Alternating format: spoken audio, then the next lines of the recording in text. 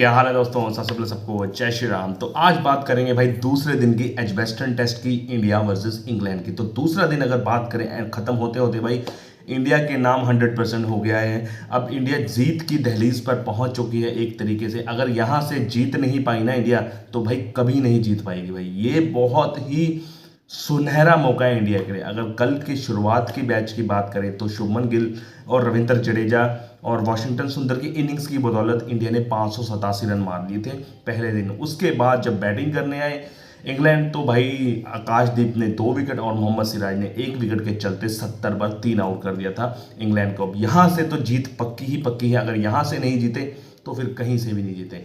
अब पूरे मैच का हाल आपको बताते हैं। यहां पर जो है 310 पर शुरुआत कर रही थी इंडिया ने 310 एक दिन बना लिए थे। दूसरे दिन फिर बैटिंग करने आए शुभमन गिल और रविंद्र जडेजा, और दोनों ने बहुत ही सधी हुई शुरुआत दी इंडिया को। जहां पर कहेंगे रविंद्र जडेजा ने अपना 26वां अर्धशतक बनाया, वही स्वॉर्ड वाली सेलिब्रेशन करी। बहुत बढ़िया क्लिनिकल लगे, टेक्निकली साउंड लगे।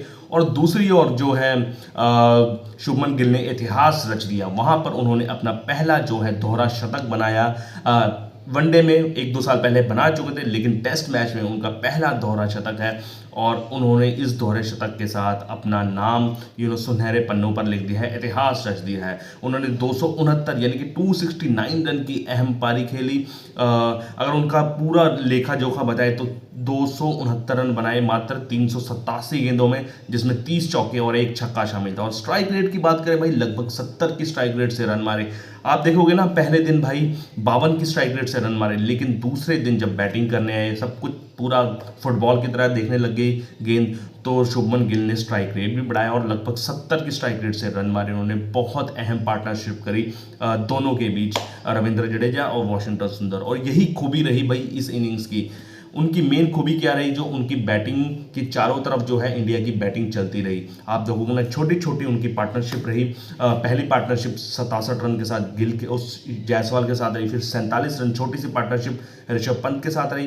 फिर एंड में आते आते लोअर मिडिल ऑर्डर जो देखोगे रविंद्र जडेजा के साथ 204 रन की अहम पार्टनरशिप, और अंत में आते आते वॉशिंगटन सुंदर के साथ भाई 144 रन की पार्टनरशिप रही। और कई रिकॉर्ड भी अपने नाम किए।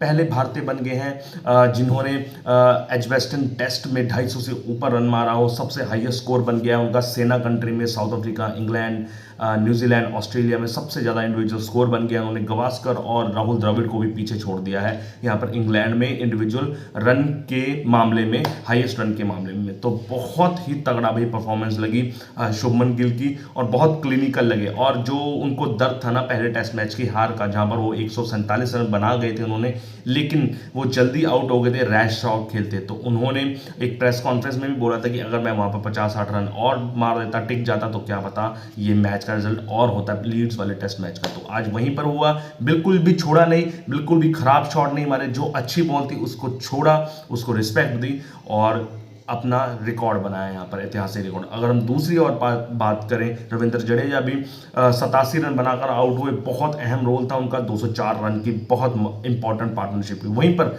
पहला मैच खेल रहे इस सीरीज का वॉशिंगटन सुंदर, ऑब्वियसली बैटिंग परफॉर्मेंस भाई बहुत तगड़ी भाई। 43 का औसत है उनका, टेस्ट मैचेस में दिखाता है, और यहाँ पर भी दिखाया। बहुत अहम पार्टनरशिप करी उन्होंने यशस्वी उसके साथ, शुभमन गिल के साथ 144 रन की पार्टनरशिप करी दोनों ने, और इंडिया को जो है वो उस टोटल तक ले गए जहां पर हारना एक तरीके से नामुमकिन हो जाता है। 587 रन का टोटल हो गया था, जिसमें 44 रन बनाकर आउट हो गए थे वॉशिंगटन सुंदर। बहुत अच्छी बॉल थी जो रूट की, और फिर अंत में वो है फाइनली जो है आउट हो गए थे शुभमन गिल।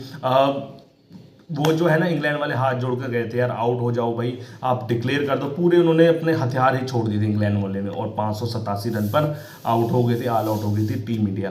फिर जब बैटिंग करने आए जो इंग्लैंड की साइड, और जब इंडिया बॉलिंग करने आई, तो ऐसा लग रहा था भाई डिफरेंट पिच पर इंडिया बॉलिंग कर रही है भाई, ठीक है ना। स्विंग सीम बहुत तगड़ी हो रही थी, और जो है आकाशदीप ने एक ही ओवर में 2 विकेट झटक दिए थे लगातार।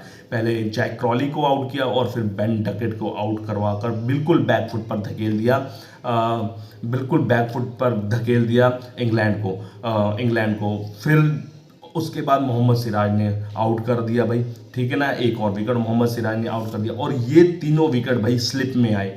सबसे बढ़िया बात, कोई भी कैच नहीं छोड़ी। एक केएल राहुल ने ली, एक शुभमन गिल ने ली, एक करुण नायर ने ली कैच, और तीनों कैच बहुत नीट और क्लीन कैच हो गई, और एक भी कैच नहीं छोड़ा। और जो पहले की गलतियां थी वो दोहराई नहीं, क्योंकि आप देखोगे ना पहले मैच में भाई 8 कैच छोड़े थे, जिसकी वजह से आपका मोराल डाउन हो गया था बैटिंग का, बॉलिंग का।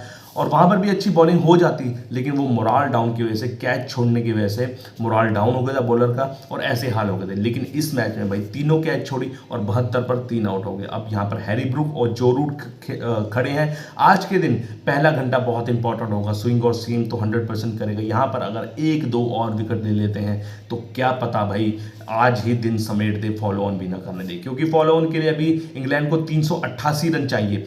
अगर वो 390 388 बना देते तो इंडिया मेरे ख्याल से बैटिंग करेगी, जल्दी ताबड़तोड़ रन बनाएगी, फिर एक टारगेट सेट करेगी इंग्लैंड के लिए। और टारगेट देखना पड़ेगा भाई इंग्लैंड को क्या देना पड़ेगा, क्योंकि अगर 350 का भी टारगेट है तो वो भी चेस कर लेगी इंग्लैंड। तो स्ट्रैटेजी बनानी पड़ेगी कि फॉलो ऑन देना चाहिए इंग्लैंड को या नहीं देना चाहिए। अगर मान लो, अगर मेरी राय माने तो अगर वो 250 300 तक भी ऑल आउट कर देती है और फॉलो ऑन नहीं देती, तो इंडिया को फॉलो ऑन नहीं देना चाहिए, क्योंकि वहां पर दूसरी बैटिंग करवानी चाहिए और जितना कम स्कोर हो सके उसमें ऑल आउट करना चाहिए इंग्लैंड को। लेकिन अगर इंग्लैंड फॉलो ऑन बचा लेती है तो इंडिया को दूसरी पारी में आकर ताबड़तोड़ रन बनाने पड़ेंगे और एक बहुत बढ़िया टोटल लगाना पड़ेगा 450 500 तक का। उसमें उस तक ही इंग्लैंड को रोका जा सकता है। अगर इंग्लैंड को आपने 350 400 दे दी ना, तो वो उसके पीछे भागेंगे।